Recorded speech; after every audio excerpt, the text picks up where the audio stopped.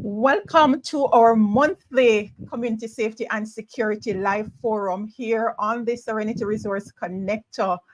Thank you so much for tuning in, whether you are joining us from YouTube, Facebook, or X. It's a pleasure to have you here. If it's your first time tuning in, whether live or you're watching the replay, a warm welcome to you. I am Winsome, and it's always a pleasure to facilitate these awesome engagements.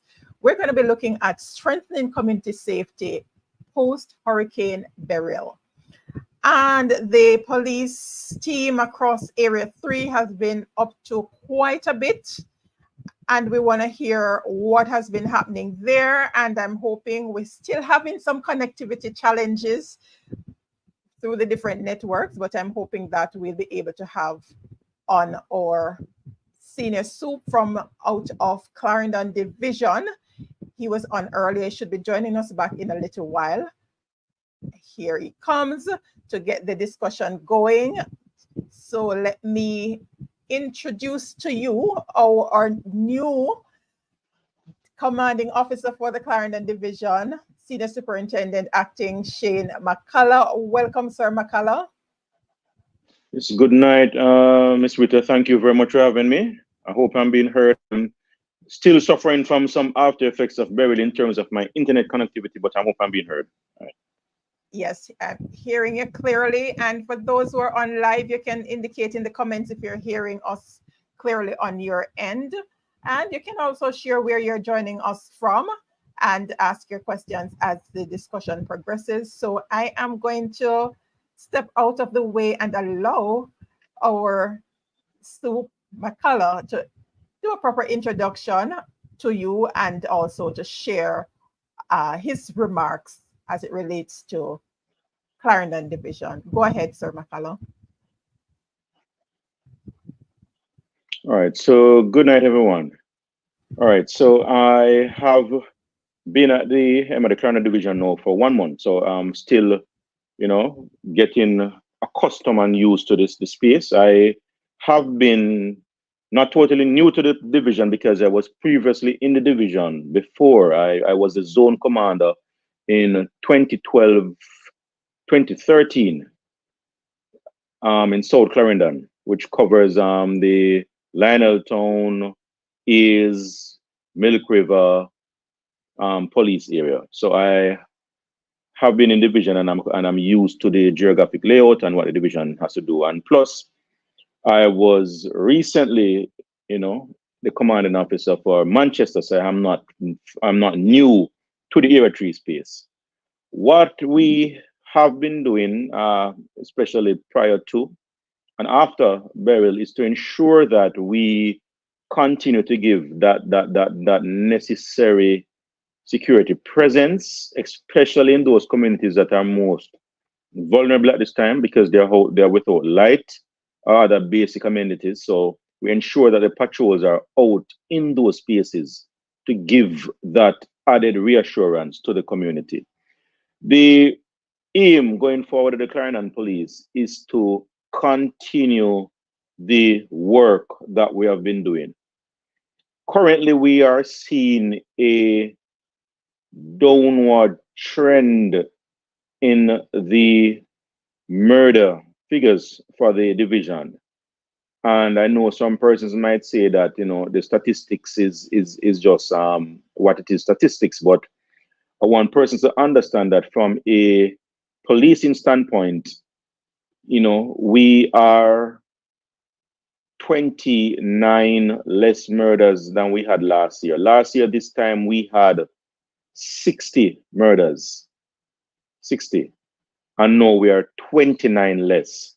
So that's a significant reduction, and it also speaks to the strategies that we have been putting in place. And where I sit, you know, having 29 lives being saved as compared to last year is a significant thing. But we all understand and know the challenges that the division faces on a daily basis in terms of the infestation of the gangs, and also what I have observed in our recent statistics in a number of incidents that have happened as recent as during hurricane as last night, is that the division now has an issue in terms of how community members and persons deal with interpersonal issues.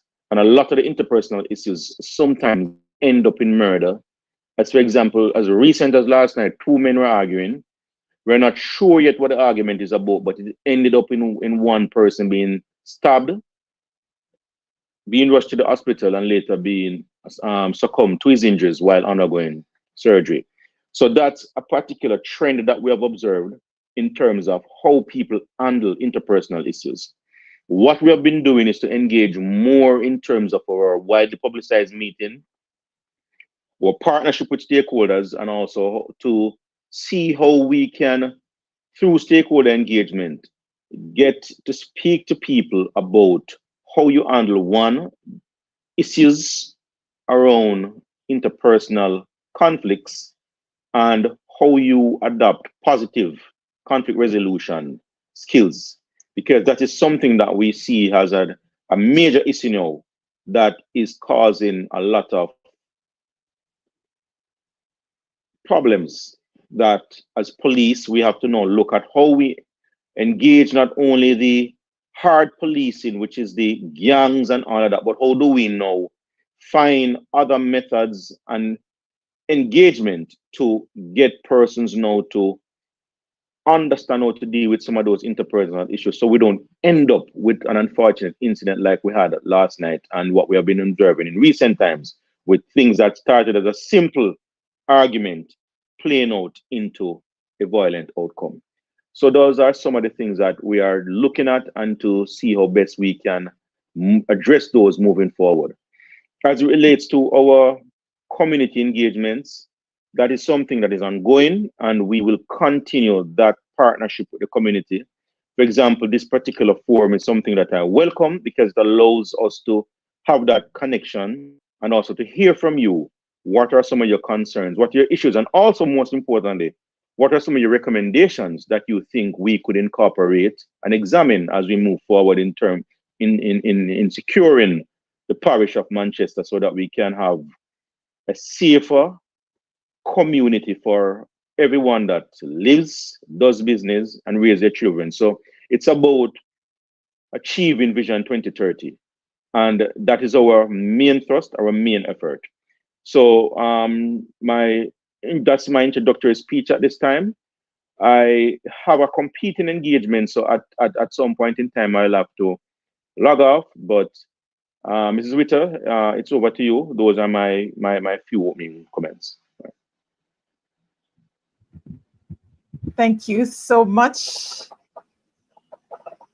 Thank you so much, Sir McCullough. We're still having some challenges from ACP Allen's end. I'm going to try and patch him through here, and I'm going to ask my able Lady Bailey and Sir Otto to let me know if you're hearing clearly. ACP Allen, are you with us? I'm right here, but I trust you're hearing me. Hearing you clearly. Let's hear if the viewers are hearing you. All right, so we have ACP Calvin Allen that's coming through via telephone, still having some communication challenges in his area, so not able to join us on screen. So let me know if you're hearing. Yes, Sir Otis, it's going to take a little while for Sir McCullough to make the transition, but he actually meant Clarendon, not Manchester. Oh, all right. All right. Thank you so much, Ava, for confirming. So they're hearing you here. Let's bring on Sir Leroy Chambers, Sergeant Chambers, our sub-officer in charge of the Community Safety and Security Branch in Clarendon. So let's bring him on at this time to stay with us on screen as ACP share with us. So you can see the team from Clarendon, and then we have ACP Calvin Allen online from Area 3. He's the commanding officer for Area 3. So let's hear from you. Let's get an overview of the emergency response, because I know that the teams in Clarendon, Manchester, St. Elizabeth would have been engaging through the local disaster preparedness group before the hurricane took place, and you've been actively engaged throughout the hurricane and after. You're still doing work on the ground. So share with us an overview, ACP, on the steps that were taken after the hurricane, immediately after the hurricane, the challenges that you would have experienced, and how it is that the team was able to coordinate with other emergency services to ensure swift response. Good evening, Mrs. Richter, and good evening to the listening audience locally and abroad. Let me first of all commend SSP McCalla and the team in Clarendon for the excellent work that they have done, similar to what took place in Manchester and St. Elizabeth. In fact, those activities are going on now. Let me start out by saying that the JCF, in terms of making ready for the hurricane season, we have the JCF hurricane standing orders, and that is a publication in the weekly force orders from as early as March of each year. So every Friday, there's a reminder from the commissioner's desk to his men and women across the length and breadth of Jamaica constabulary with regards to us making ready for the hurricane season. So things like our stores to ensure that our men and women have sufficient or adequate supplies is critical. So an audit is done to ensure things are ready there. We have in each division across Jamaica what we term a designated officer, and that designated officer interacts from pretty early with all the key agencies across the different divisions, or let me say parishes, in making ready. So places like the Municipal Corporation, BUDPIN, NWA, GPS, Fire Brigade, these are but some of the entities that are engaged prior to as we make ready for. So whatever you see happening in terms of the type of a professional and timely response before, during, but even more so after, is because of that type of a preparatory work that was engaged from pretty early. So that makes for us, and it becomes a routine for us every year, because we basically see the hurricane as another aspect of a similar approach to in which we take towards crime, to ensure safety, to ensure our residents are taken care of, to ensure that the police is there to provide the necessary assistance. So all of that is engaged prior to. What did we do at Area 3? We did no differently from what was done across the rest of the country.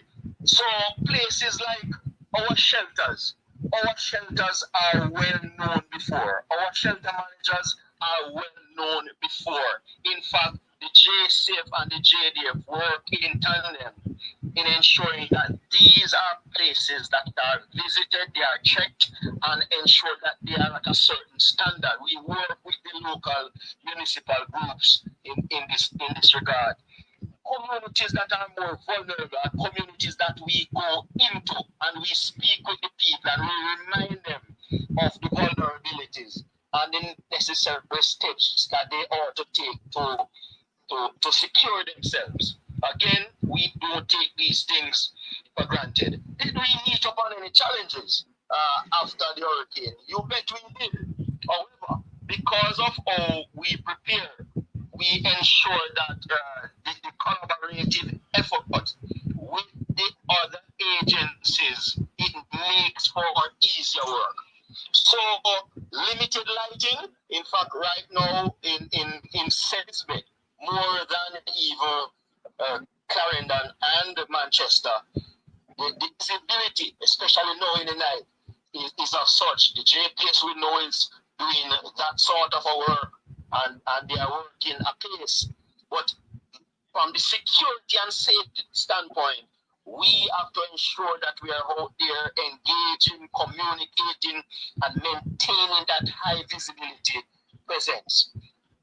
Challenges again in terms of our roadways. You are seeing the screens, you're seeing the newscasts, you're seeing the videos for yourselves as to the many power lines that are down, the many trees that are down. So in terms of even getting to our citizens for help, challenges there, but nevertheless, we found ways of navigating and going through wherever we need to in order to get to our citizens so that they can get the necessary help that they need and for them to feel secure and safe. So these are some of the things we treated. What are some of the advice that we think that our citizens should engage in?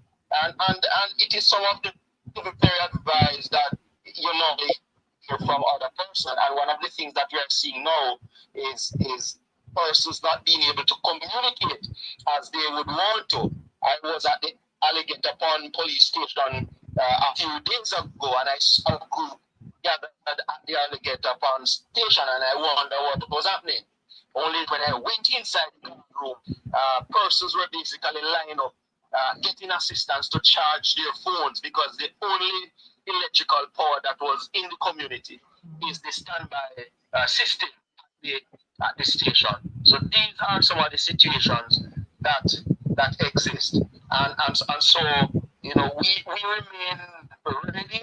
We have been assisting out there with it, the National Works Agency as they build roads. We have been working with the local municipal corporation. We have been with the Ministry of Health, and so that sort of focus continues with our vulnerable units. We know where the challenges are in terms of criminal elements, and so we posture a particular way in ensuring that as best as possible we keep our people safe. The fact is that it is still pretty early days, as we all know, in the hurricane season, and so you know this, in my view, is like a prelude to what is come for the rest of the months. What I'm saying now, and what you have seen in the JCF, is what we will continue to do throughout into November as it relates to hurricanes. But in a general way, we know law, order, and safety are our number one priority. We take observances in those areas. All right. So that's the preliminary overview from ACP Allen. And he's going to continue to share with us. We mentioned that we're experiencing it now in terms of the communication challenges, and it is getting better. So, of course, there were even more graver concerns during the hurricane. But we also want for ACP to share with us some preparedness tips, because we still have a long way to go in the hurricane season, and we heard that it's going to be a very active one. And so we want to hear from you, ACP, some key preparedness tips that every household should follow to stay safe during hurricane or even storms as we traverse the rest of this season. And so, madam, because we can see what happens when we have these sort of storm and the wind that blows and the electricity that goes. We speak to persons, those that can afford in terms of that backup system of generator, or ensure your phones are charged, and so communication can be had. We had to do a little gymnastics out the church in terms of ensuring that a family was able to make a link with a family in the Treasure Beach area. And I'm telling you about live situation, you know, so So the communication aspect is crucial. Sharing a contact with a trusted neighbor and friend is critical. Letting your relatives know exactly where you are going to be is vital. So at that critical juncture, if they are not able to communicate with you, they can at least feel assured that you are safe. You have persons who use that last minute to batten down because they are still wondering if it is coming. And we are saying we're in this season, there are some windows and doors right now at your home, not necessarily windows and doors that you regularly open. Batten them down. And if you have to keep them battened down for the rest of the few months, then keep them that way so that, you know, if one should come upon us as sudden as this one came, then you have not much of a work to do to make yourself safe on that of your family. So we want persons to pay attention to these things. When we talk about alternative lighting, we would rather see a person with a kerosene or a lamp instead of candles. We have seen some gruesome situations in terms of candles. So make ready with alternative lighting. So at least if JPS goes, you're able to see and to move about to do big things. Stock up on your food, especially canned stuff, water more than anything else. Water saves life and can be the source of strength for days if there is nothing else. One of the things that I'll mention also, madam, is from the local level, that sort of an engagement with our community safety and security officers.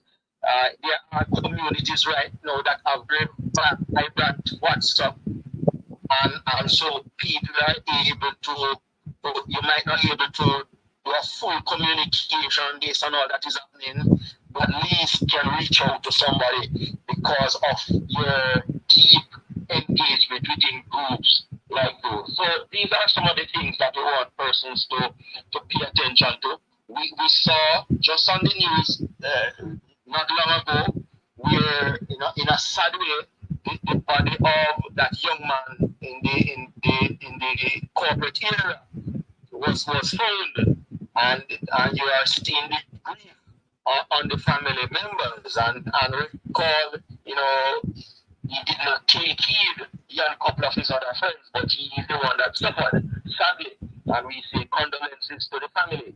But they were out playing football, and the ball went into the water, and he went after it, and that was it for him. So we want persons to take the chances, stay inside these every type of wind, carry all sort of debris from all over, and you might just be affected. We're looking at homes in the deeper part of St. Elizabeth. I have been there personally, not listening to, not just hearing from persons. I was in St. Elizabeth as recent as yesterday. The Commissioner of Police himself was in St. Elizabeth. In fact, he visited St. Elizabeth. He visited with his men in Manchester, and he also visited with men in Clarendon. And SSP McCalla and team is on. We went as far as to the Exeter police station that its roof was blown off. But the resilience of those officers, they are not home right now with family. They are still up and about and giving service. So we remain resilient in that way, but our citizens can do that much to ensuring that they keep things. Some great tips there, and just to share with our viewers who are joining us live or watching the replay, that there's some additional tips from a forum that was held here in the playlist for the local governance and community development, where we had the team from the disaster preparedness coordinator as well as the health representative from Clarendon, and there was one other, the fire department, that shared some additional tips that we have to bear in mind. All right, continuing on communication, how can the communication between the police and community improve? Or rather, how can the community and police improve communication to be better prepared for future emergencies? And from what happened during the hurricane, what channels or methods of communication proved most reliable so that we can move forward? Yes, madam. And I would have mentioned one of those already in terms of communication, and it has proved effective in terms of various communities developing that sort of a WhatsApp group. I think the WhatsApp has become a very avenue of communication, and so our local community safety officers have been very effective in ensuring that that sort of an engagement takes place. I must add, madam, that on this avenue of communication, the divisional commanders join forces with the NWA, the fire brigade, the municipal corporation, the JCF, the local government entities, and a command center is established in each division where all of the representatives of those entities and more that I have called are there throughout, coordinating and collaborating in terms of shelters, in terms of distribution of food, in terms of assisting persons that are challenged. We did have persons, and it happens during this season where persons, women that are pregnant, sometimes within this time, they have that sort of a stress challenge. And so our officers have been reminded by Commissioner as to, being alert to assist. We have done it several times in the past. Not that we have gotten any special training of such, but our officers, we are a resilient set of men and women, and we have been able to assist in this way. So in terms of the communication, it is the local entities within the various communities interacting and developing that sort of a formal group where communication can be enhanced and information can reach easily to the police as it relates to persons who might need assistance. So our officers, our community safety officers and others are encouraged to ensure that that sort of an engagement takes place. Even though in terms of us being in sort of a group in a national way from an area perspective, is the fact that we have taken seriously that our greatest stakeholder remains our citizens in our communities, and their safety and security remains paramount. Indeed, well said. And we have X Factor Online sharing that we have to continue to invest in preparing our home for disasters because they will continue to be more frequent. And that is the reality with all that's happening with climate change. And that is why we're having these kind of discussions, so that we are better prepared and not just it happened and that's it, and then we go back to business as usual until something else comes up. So we move over into the post-hurricane safety concerns. ACP, what are the main safety concerns in the aftermath of Hurricane Beryl, and how can residents address them? So in the aftermath, and although this has been spoken of in so many different forums, we still have persons who do not take heed. We have several GPS power lines that are down.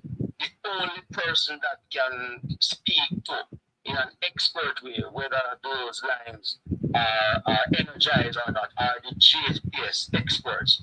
So we are saying to persons, don't go near those power lines. Don't try to touch them any at all, right? So this is one of the main things that I want to say to persons in the aftermath, that you have to be careful. Don't be quick to try to turn on any electrical in any electrical device. I think one of the quickest thing you should ensure that you do is to turn off that breaker totally until you get a full all clear that it is okay to re-engage. But that is one of the main things I want to point out to persons. Falling trees that are down, even sometimes if you have to ensure, you have to really double check in ensuring that you don't try to take on some things. I saw a particular video, and I'm wondering, I honestly was wondering if it was somehow staged, where I'm seeing an elderly person trying to keep the roof on the house, and putting themselves in serious danger during that time. So during the hurricane, find yourself into a safe corner. After the hurricane, listen to the news carefully and be guided to know where to go. You will have to off the area being dark. We have those populous elements that see advantage of the situation. And we're saying to you, be careful and be very careful, because we want to do everything to keep you safe. That's right, but we have to help in the process. All right. So what role can community organizations and local businesses play in supporting the officers' efforts to maintain safety? I know you mentioned some of them before. Any other? Yeah. So in terms of helping us to secure your business, we saw some entities that were very, very late in sending home their staff, and so persons in some instances, almost become stranded on the road. So we're saying, be very careful in that way. Improve your home and business. Storm shutters are things that you can look at, and you don't have to have the official thing. If you look locally or even at the current news, you'll see persons with plywood battling down businesses, battling down their homes. Avoid the last minute rush. You saw that at several entities, especially the food place. So from pretty early, even though things might be of such, from pretty early, start to put away a can or two of something, and all of a sudden when you look back in that cupboard, 10, 12 or a dozen is there, and they weren't purchased any one time. So these are some of the things that we're saying, batten down pretty early. Batten down pretty early. Don't wait until the last minute when it becomes very, very unsafe to engage from that perspective. Great recommendation. All right. And we have some comments coming in. All right. So Theona Henry is saying that in preparation for disasters such as a hurricane, persons need to start heed the warnings given by the relevant authorities, to include the police, and that it is very challenging and risky for the police to be going out during the event to render assistance, especially to persons that were given warnings to leave flood-prone areas. Well said. Because the warnings are usually given way in advance, and way in advance. Yes. Way in advance, but so in the aftermath, you see where JCF and JDF is fully engaged sometime in what is termed a search and rescue.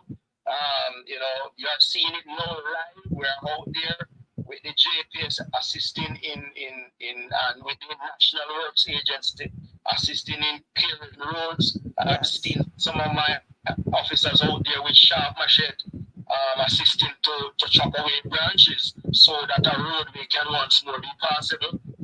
So these are the sort of things that we take on afterwards. We continue to focus on our iris area because safety remains number one, number two, number three, right up for us, right across the space. And our focus on the elderly and our vulnerable communities remains paramount. As a result of that, we maintain that sort of a presence throughout. There are several roads that are still very challenging. The NWA, in my view, is doing a very tremendous job in terms of clearing the road. The citizens across Area 3, a big shout out to our citizens across Area 3.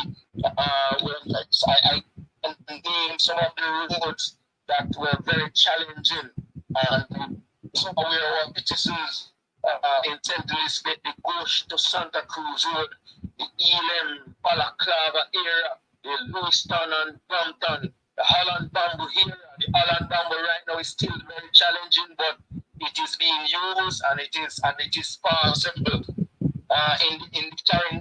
In the Clarendon space, we have several roads. The Portland Cottage Main Road, the Sandy Beach, Chappeton Main Road, Stallings, a lot of utility poles and fallen trees. The alley bridge in the southern section of Clarendon heading to Exeter, very challenging. But our citizens played a massive role in coming out with their machetes and other equipment and joining forces. And I say, it is important that we speak it as it is, that whatever is going to become of us going forward, it is only going to happen based on our collective efforts. And we are seeing it demonstrated right across Area 3 and the other divisions across the island, where our citizens came out and assisted in ensuring that our roadways could be once, even for one lane initially, was able to, for motorists to be able to have access. And so, from an Area 3 perspective, I want to use this opportunity, Madam, if you allow me to tell my women across the area. Thanks, Superintendent Minto and team in St. Elizabeth, Superintendent Kerry Duncan and team in Manchester, and SSP McCalla in Clarendon. Lots of challenges McCalla had in the Clarendon space, and he and his team, Sir DSP Brown and the entire team, they worked tirelessly in ensuring that the men were safe, and so we being safe, we were able to protect and serve in a better way. Thanks tremendously to our citizenry who came to the fore. I tell you, as I said, it's pretty early days in the season, so we're naturally going to be calling on each other to secure each other. Indeed. Yes, and that was heartwarming to see the citizens coming out and sharing that they're not waiting on authorities as before, but they're pulling together to get this done. And as you mentioned, commendations, let's share some flowers here. Ava is sharing that the criminals struck in Longville Park. They took the only ATM in the community there. However, she's extending commendation to Sergeant Simpson of Longville Park, who ensured the elderly got assistance during burial by tapping into his community stakeholders, and the Good Samaritans did respond. So some other commendations going out there, and we just want to encourage the continued community spirit throughout Area 3 as we move forward. All right, so I'm going to bring on our sub-officer in charge of the Clarendon Safety and Security Branch, Sergeant Chambers, now to share, and then we're going to bring you back on ACP to share some future preparedness as we move forward. So stay with us, and remember, those who are online with us live, you can ask your questions, share your comments, and we will take them as we go about the discussion. So Sergeant Chambers, crime prevention measures. What specific strategies were most effective during Hurricane Beryl? All right, good evening to you, Mrs. Witter. Let me start by acknowledging the presence of our ACP Calvin Allen on the platform, officer in charge of Area 3. I want to also acknowledge acting SSP Shane McCullough, commanding officer, Clarendon Division, DSP Owen Brown, who no doubt we know is listening attentively to this broadcast, the territorial officer for the division. I also want to acknowledge and salute the hard-working members, men and women of the Area 3, and your viewers as well. So as relates to the question, what strategies were effective for us in the Clarendon Division? We utilized partnership. As you heard, partnership being stressed heavily by both ACP Allen and SSP McCalla. Partnership was very important for us to respond during the passage of Hurricane Beryl. Also, we utilize target hardening where we sought to reduce the opportunity for crime by encouraging persons to secure their property, as also to remove items of value that might lure would-be criminals to premises. We also utilize patrols in the instance where there were need for the services of the police were in vulnerable areas. So that's how we responded. All right, that's really great. I see, there we go again, the community spirit, and we want to maintain that. All right, so are there any examples that you can share with us how the community's vigilance helped to prevent crime during the hurricane? Because I know there must have been some additional attempts. Yeah, definitely. There was an attempt at a break-in in a particular community within the space. The premises there was occupied by a lone female, and residents in the community were alerted to the would-be criminals trying to break in. They summoned the police through our WhatsApp group, heard ACP Allen making mention of the use of technology and communication with members of the security forces and the community group. So that partnership gave us the opportunity to react to that situation, and we foiled what would have been a break-in in that community. So that partnership was very good, and we hope to continue to build on this form of partnerships within the various communities across the division so that we can foil attempts like these and also nab the persons in question. Awesome. Right. So in addition to that, and Ava would have mentioned the situation with the ABM that was stolen in Longville Park. Were there any particular crime trends or incidents that increased during the hurricane? And if so, how were they addressed? As no doubt you're able to guess correctly that there was an increase in attempts at robberies, break-ins.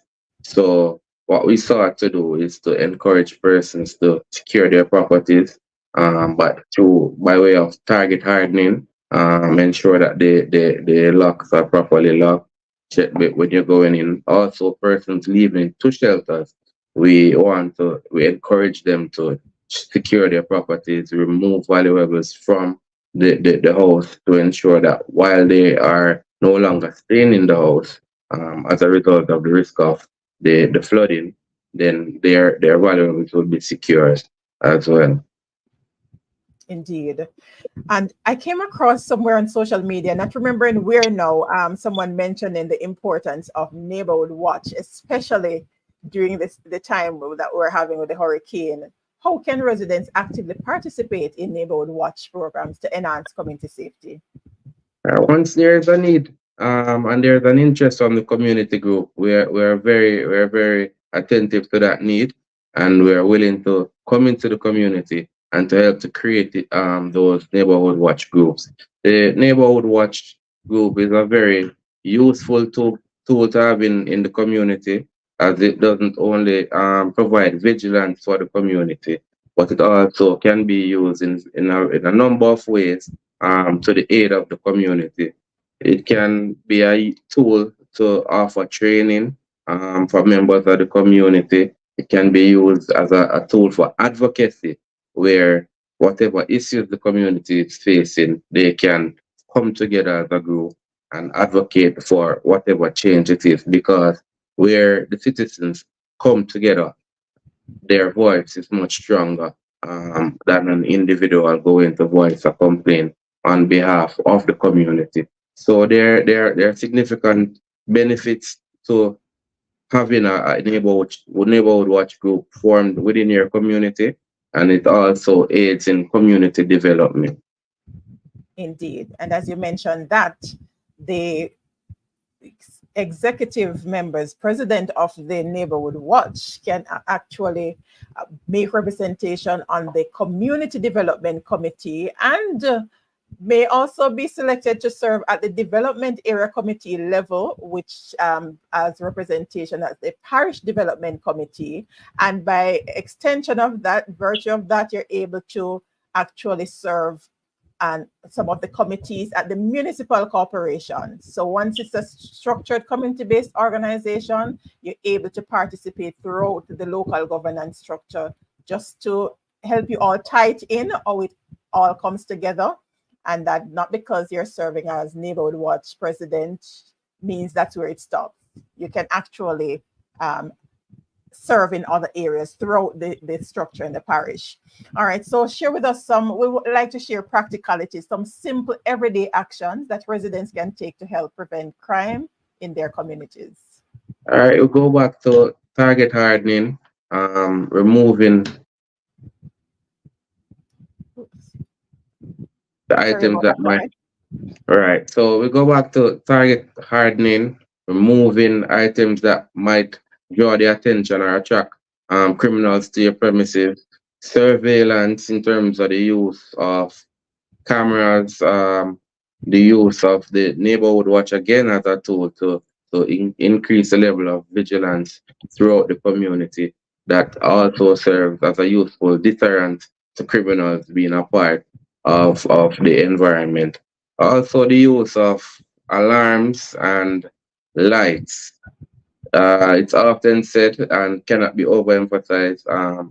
Criminals do not like to hear noise, so alarms, and they do not like light. So if it is that you can equip your house or your property with lighting, proper lighting, especially the motion sensors, those will serve as a deterrent to criminal elements being attracted to your premises. So those are some of the tips that we can use to minimize the impact of criminality. Also, where we see strange persons coming into our community, it is prudent for you to notify the police of what is happening in the community. So we can come and check those persons out to see if it is that those persons are fleeing from another place, seeks safe haven within your community. So we can have those persons process, check them out to see if it is that they are wanted in another space, so that your space can be safe. So those are some of the tips.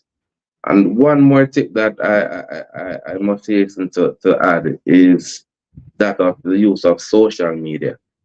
Social media can be a giveaway to criminals or persons wanting to exploit you or take advantage of you as to your whereabouts. So I want you to be very vigilant and mindful of some of the things that we post to our social media platforms that would might set you up to be a target for criminals. That's a very good one. The location is set and everybody knows where you're at real time. Very dangerous practice. All right. So are there any other success stories coming out of communities where the members played a crucial role in maintaining safety during the hurricane? Any other? Not necessarily during the hurricane, but in terms of the use of the same social media platform and partnering with the police, we see where we were able to recover a stolen motor vehicle. So I just want to reiterate the need for that partnership between the police and the residents of the community, so that we can be aware of what is happening and we'll be able to better serve members within the community as the need arises. Okay, awesome. All right, so we have heard about what happened during the hurricane, immediately after the hurricane, but we're still in hurricane preparedness mode as the season progresses, and so we want to look at some future preparedness. So we're going to continue with you, Sergeant Chambers, and then we're going to bring on back ACP on the same focus of future preparedness. How can we ensure that all community members, including vulnerable population, are prepared and protected during emergencies? All right, so Ms. Thompson, Ava, it was gave commendation, right? She gave commendation to Sergeant Simpson from the Longville Park Police Station. So once it is that we have an impending disaster emergency situation, we seek to find out who are the vulnerable members, where they are, and what assistance it is that might be rendered to them. Not best as possible, we try to assist, and where we are not able to offer that assistance that might be unique to the person, we reach out to our partners to ensure that their needs are met in a dignified way. Indeed. What training or resources can the police provide to help citizens better prepare for and respond to emergencies? Well, I would definitely recommend the neighborhood watch as a tool, so that we can, through this entity or through this tool or this medium, we can gain awareness. So we are aware that there's a threat, be it whatever natural disaster, hurricane, it might not be a hurricane, it might be an earthquake. But we, as a group, through the neighborhood watch, we can practice emergency drills, so we know how and what to do given the situation. And if the need arises, we can get sessions. We can do sessions as it relates to disaster preparedness and have a safety emergency plan created or drafted, so that in these situations, we know exactly what it is that we are doing. We know where the contact persons are. We know all the resources that we need. So it's just a matter of reacting in a positive way as soon as those disaster or emergency may arise. This also reduces the impact of the disaster itself, causing, because we are so prepared, the impact doesn't catch us off guard, so we are able to react positively to the situation. Well said.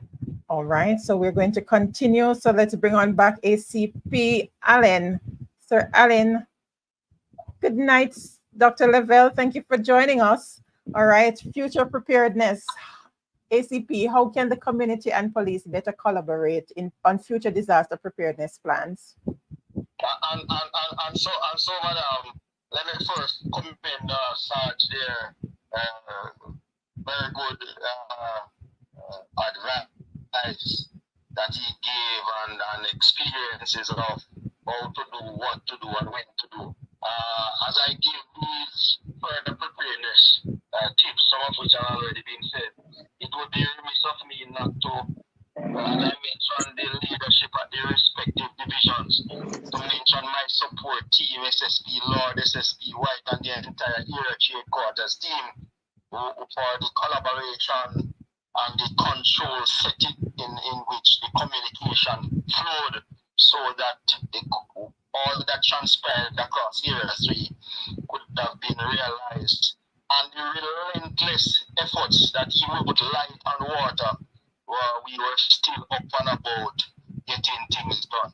One of the first things I want to make going forward, or let me say two of the first things I want to mention going forward as we prepare for future hurricanes, is, if it is at all possible, madam and listening audience, and especially if you're in vulnerable areas, avoid being alone. If it is at all possible, avoid being alone.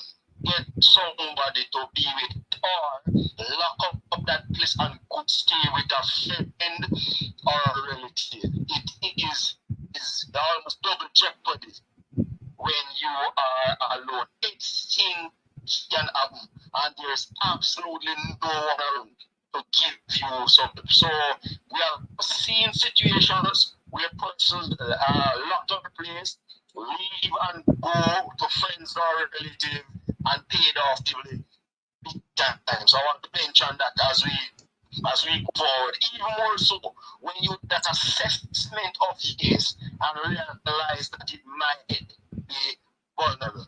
I think as we go forward, nice batteries. Batch helps out with one of those transistor portable radios. Batteries also help out with flashlight. No electricity, but you have a flashlight, but it is usable because you did buy some batteries. So you are making ready. So you have light, you have radio. So the radio is crucial for you to get updates, know what is happening across the country, what is happening in your very community. Buy yourself some batteries, your radio, and for your flashlight.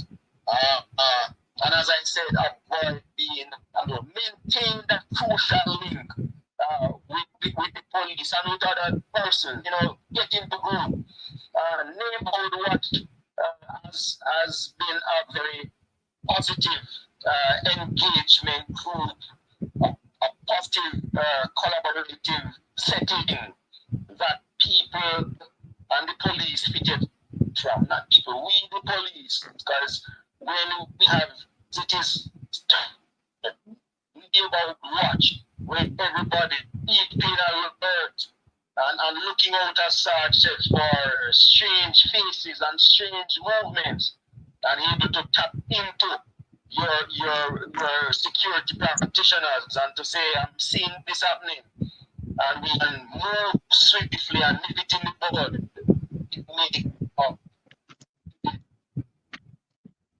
As we prepare for of the season for 2024, button down early. Don't wait for the last minute to button down. You know all the vulnerable areas within your homes. Button down early. And if you don't have to, don't take them down. If you don't have to, for some, don't take them down. Let them just flow with you right through the season. Leave some space, yes, for fresh air to come in. But for some, especially those that you have to go up on a ladder to install, if you can leave those, then you can, make it easier for yourself as you do that. So these are some of the things I want to remind persons of. We continue, madam, to be mindful of our elderly. We continue to be mindful of vulnerable spaces, and our strategies are so aligned as we continue to collaborate with all the critical stakeholders. We are far away from opting out of what Beryl has done, especially in my space or in our space, and we are working with several teams, and there are several private groups that I know journeying into the space to help out with some aid here and there, to help out with the charging of some phones and so forth. So the days to come, I know will naturally get better for some persons that are struggling now, and maybe it is no more than any other time that we know how important it is to have a little electricity. We see that the JPS team are doing some tremendous work out there. It's no easy task, but we are naturally going to get there, and we are out there with them and with the other teams towards that. So, again, madam, avoid, if it is at all possible, go to a relative, go stay with a friend. Also, it is not good to be alone during this time. Buy some batteries so your little radio can be powered up, and you have a flashlight where you can be able to go about and do things. Those are the points that I have for now, ma'am, and to say, give me assurance on behalf of our commission that we remain focused, relentless, and fervent in providing security for our people. We will never relent in these efforts, in these oaths that we have sworn to. And whatever it takes to be out there, you will naturally see us out there during burial, after burial, and any other to come. We hope no more, but if it comes, we are ready. Indeed. Well said, ACP. All right. And welcome, Sir Holmes is sharing that being proactive beats reactive every day of the week. That is right. All right. Just a couple more here to share tips. All right. So DSP Brown is sharing that citizens should also know that high visibility patrols are commonly used in communities that have lost electricity. This serves to reassure and guarantee higher levels of protection in the area. So just take note of that. Here's a strategy that was used in Longville Park. The Community Development Committee hosted a meeting. That's a Monday night, I take it, before the hurricane, to update residents. And the municipal corporation, SDC, the mayor, JCF, and MP were there. So the community knew where the shelters were located and they got safety tips to get prepared for the hurricane. So awesome initiative there from the community group. And that's something that the other communities can adopt. All right. We are over the 1 hour mark, but we need to hear some additional things from our ACP. We don't know when we're going to have him back on. So let's get some additional info. ACP, what additional resources or support does the police department need from the community to enhance safety and security? Anything else that we can do from our end, citizens? From your end, from the community end, madam. Yeah. We are here to serve the community. The community is our biggest stakeholder. We are in partnership. And so all that is necessary to be done is from your residential perspective to do all that you need to do to secure your residence. You know, one of the things that I need to also mention that we have seen in a negative way is persons, although these tips have been provided, even during the Christmas season, when we're saying we have to engage in large cash transaction, that you know, carry company or engage the police, engage us, and we will naturally help as it relates to the movements in that area. The hoodlums, they are out there and they are watching and seeing persons that might present themselves in a vulnerable way, and we're saying be careful.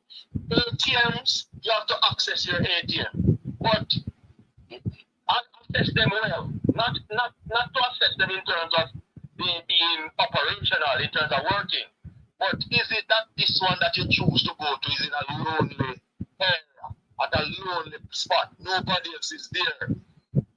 Do that assessment before you decide to stop there, especially if it works, if it is night. You have to be careful of those things. So Sarge mentioned as to target hardening of your premises, and you can target hardening of yourself too. We have seen persons on our highways as to pulling over to maybe check on their vehicle.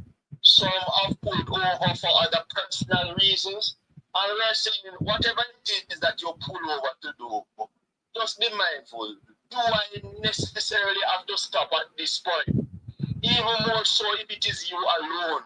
Right? You're traveling on the east-west, which is the PJ Patisserie, or you're traveling on the north-south, which is the Edward-Siaga area. Be careful. Be careful as you traverse the respective corridors across the island towards your own safety and security. And please don't wait the last minute to get things done in making for readiness for the hurricane or just to be generally safe. Thank you, madam.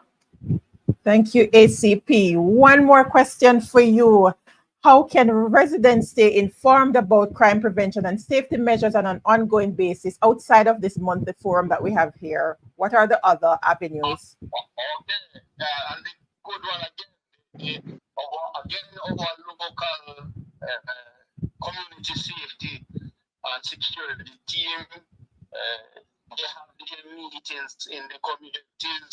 We have, from time to time, town hall engagements are arranged where, we bring together a group of persons from within the organization to speak on various topics, even the whole aspect of accessing your social media, what site you should avoid going on to, these sort of things. Remember, we are in this digital age.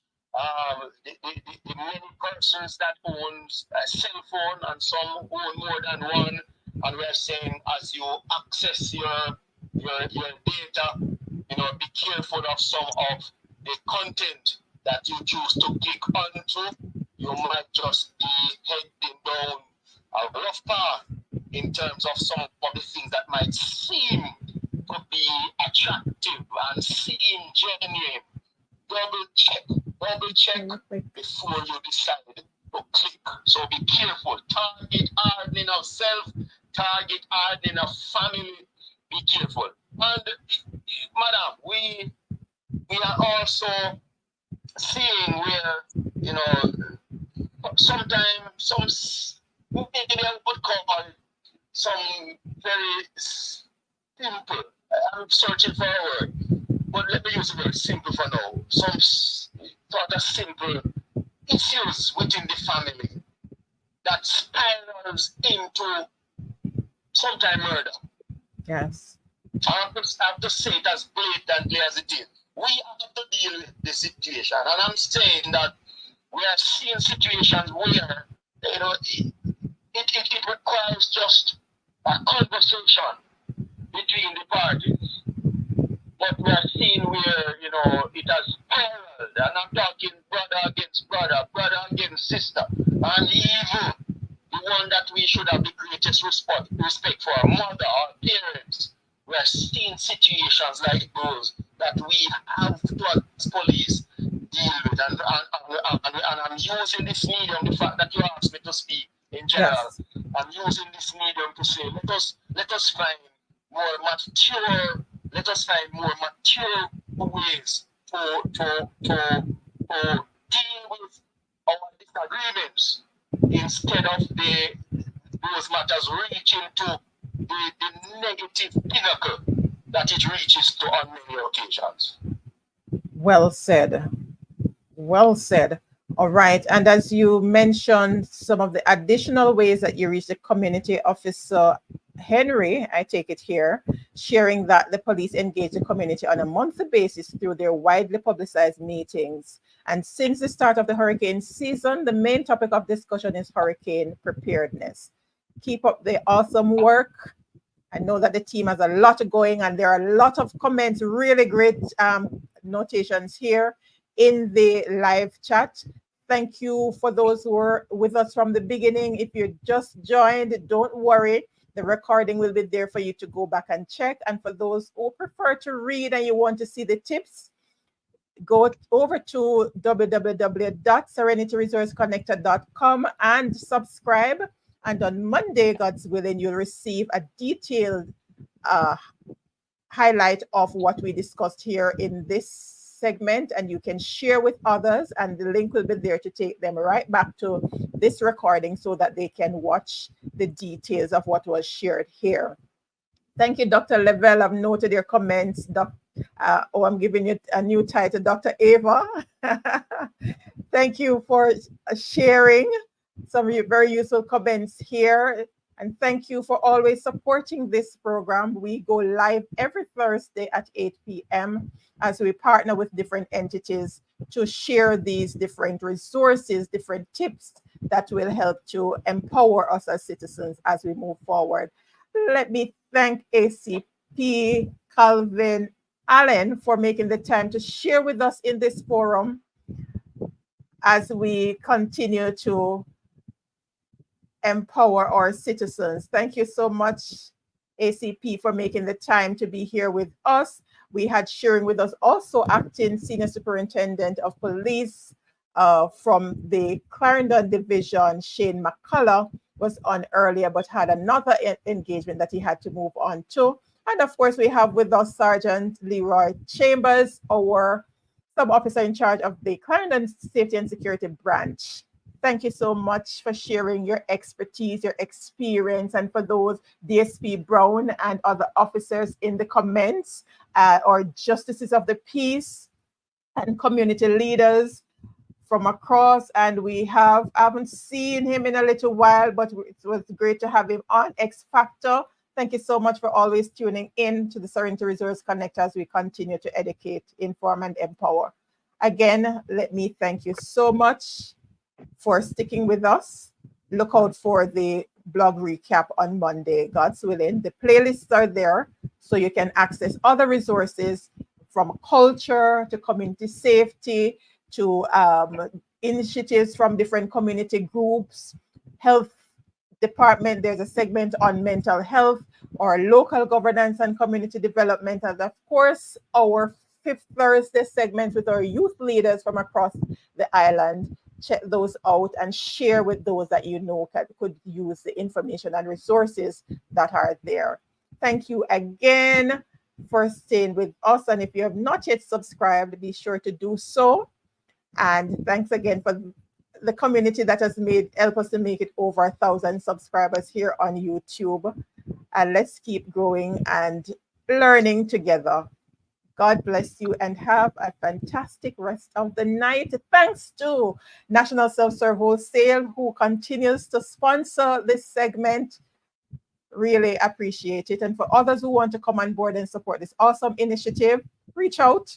876-871-8960 is the number, or reach out to us on any of the social media platform at Serenity Resource Connector.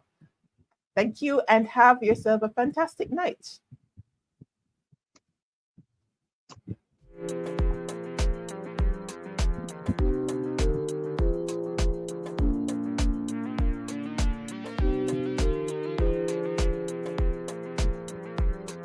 Serenity Resource Connector business registration